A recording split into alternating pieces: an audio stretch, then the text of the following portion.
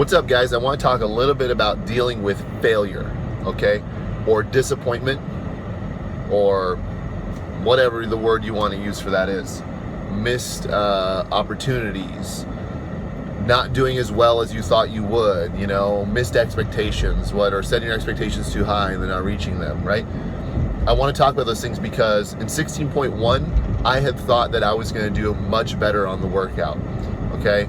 I had thought that I'd kind of fixed a few holes in my game and I was going to do really well at these 20-minute workouts because notoriously they've been notoriously bad for me. I don't know if it's because I weigh 210 pounds and moving my body weight through space for 20 minutes is too hard for me. But I think that, I'm an older athlete for the competitors out there, so I've been moving my heavier body through space for longer than these younger athletes, so I feel like I should be better at it.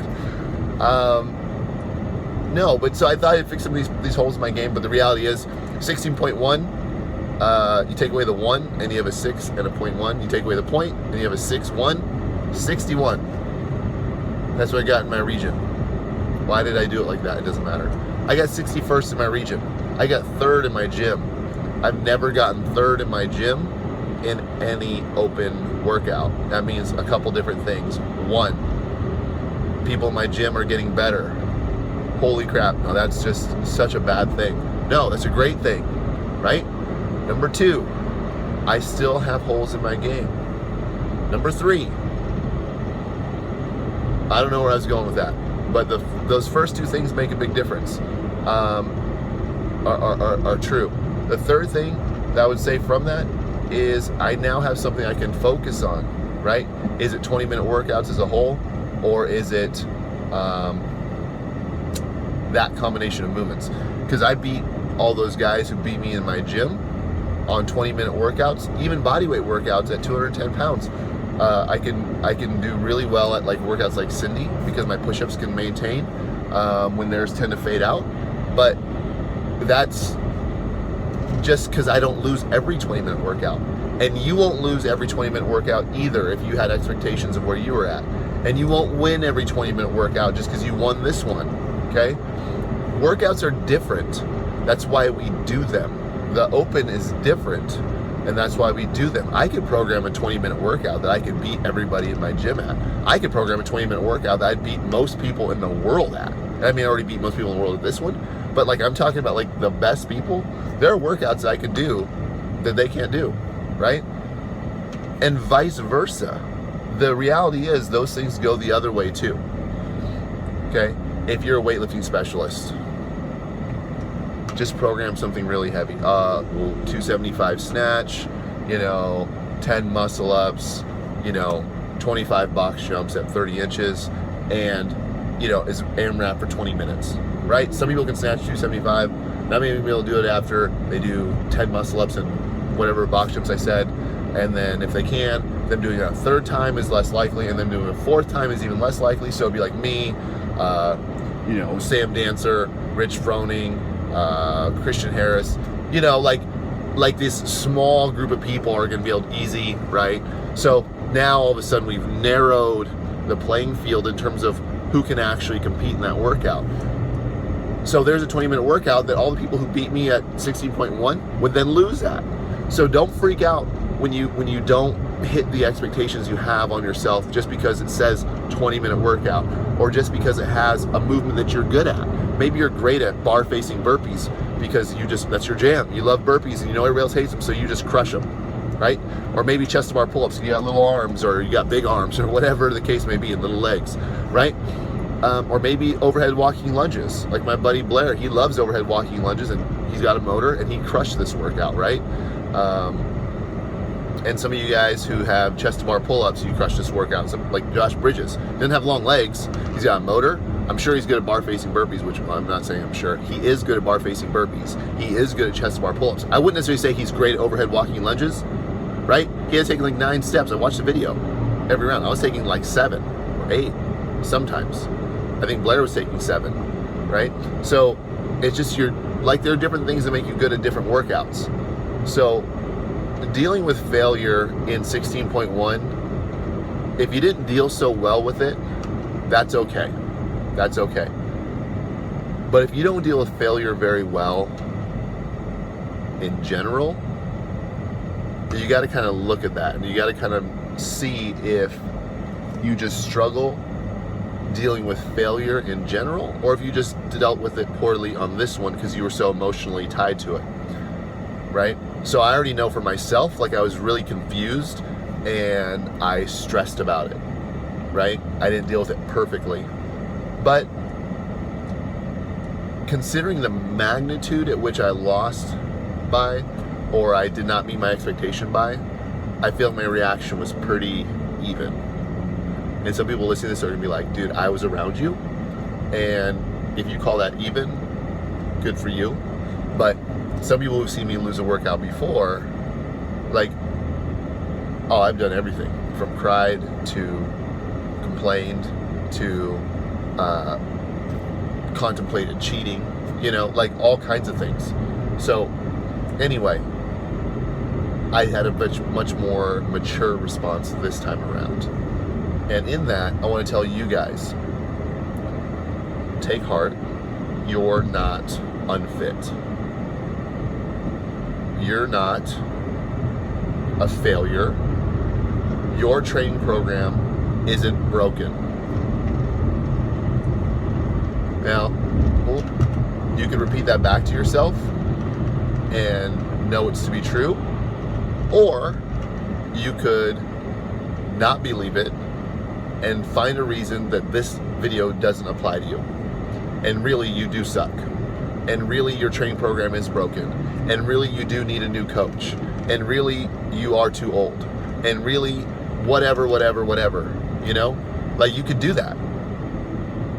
But I don't really understand the value in making that decision, even if it's right at this point in the season. The season has already started and you have a week to fix everything. Not gonna work. The only thing you can do is you can trust the process. You can trust your people around you. You can trust your team. You can trust yourself. Okay? And if you know that you're doing this for a good reason, like you feel like this is what you're designed for, then you know that you just have to stay the course. Okay? You have to stay the course. You have to see what 16.2 brings out. Because guess what? As early as tonight, your whole thinking could change, because you'll do good on this workout tomorrow. Or you know what? Something crazy might happen. You might get another combination of movements that you suck at, or that you need to work on, or they might be your jam, but you don't know. But you're stressing over 16.1. Well, guess what? You have a whole new problem coming at you. 16.2. What are you gonna do? Stress about 16.1? Or if you didn't deal with 16.1 very well, I tell you what, when 16.2 comes out and you suck at that one, and I mean suck by, I say suck, I don't mean suck, I mean suck compared to what you expect, it's gonna compound your inability to deal with failure. And it's gonna be extremely frustrating to the point where you probably can't even perform tomorrow. That's not helping you. That's not helping your team. That's not even setting good patterns and behaviors for the rest of your life.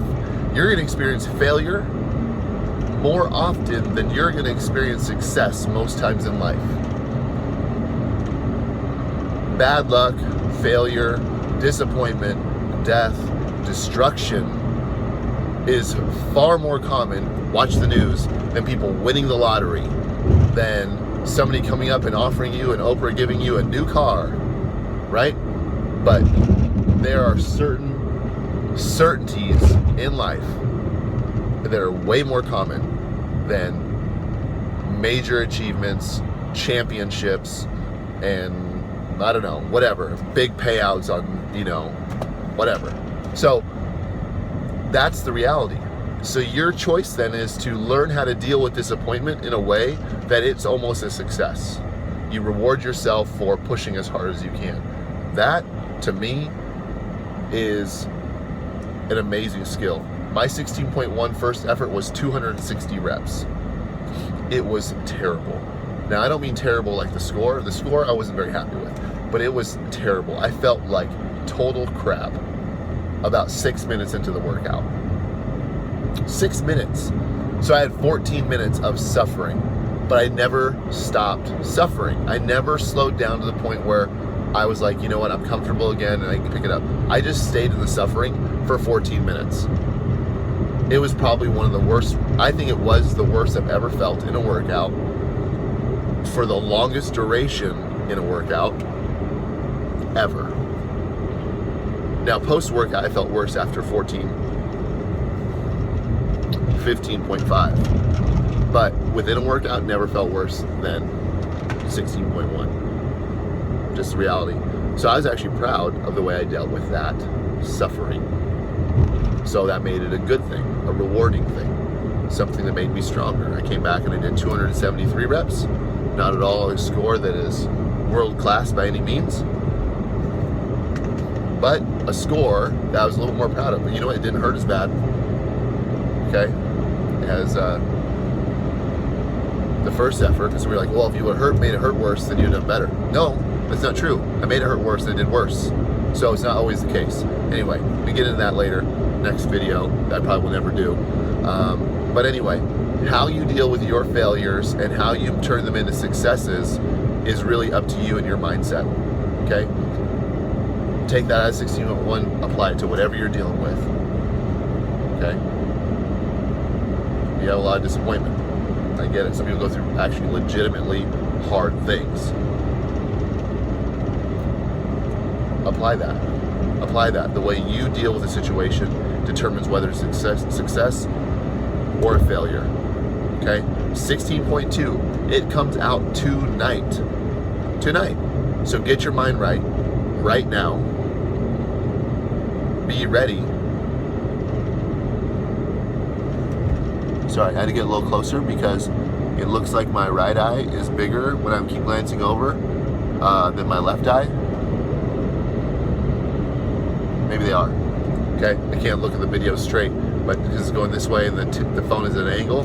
But anyway, 16.2 comes out tonight. Get your mind right now so that you can stop stressing and you can start building your body back up from all the anxiety and the hypertension and the cortisol that you've been hanging on to because you're freaking out so bad.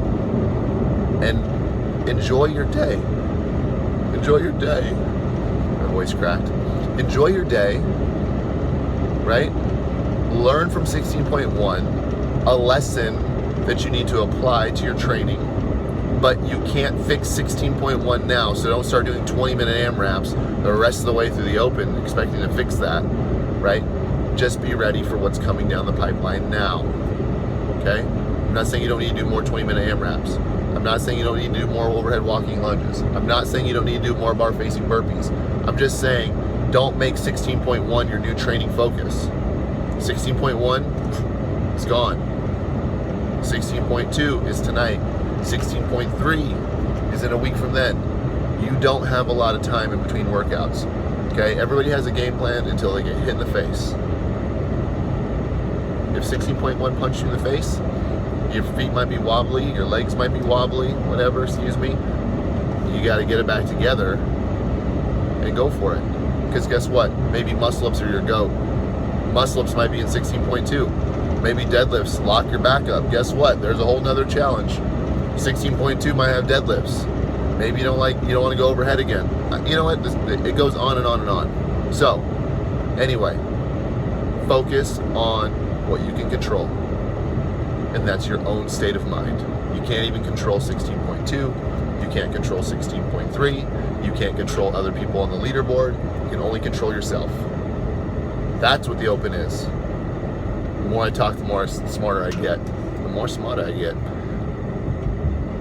16.1 was your punch in the face. 16.2 is your ability to rebound. Okay? And the open is really your ability to deal with the challenges that come your way. It's a test.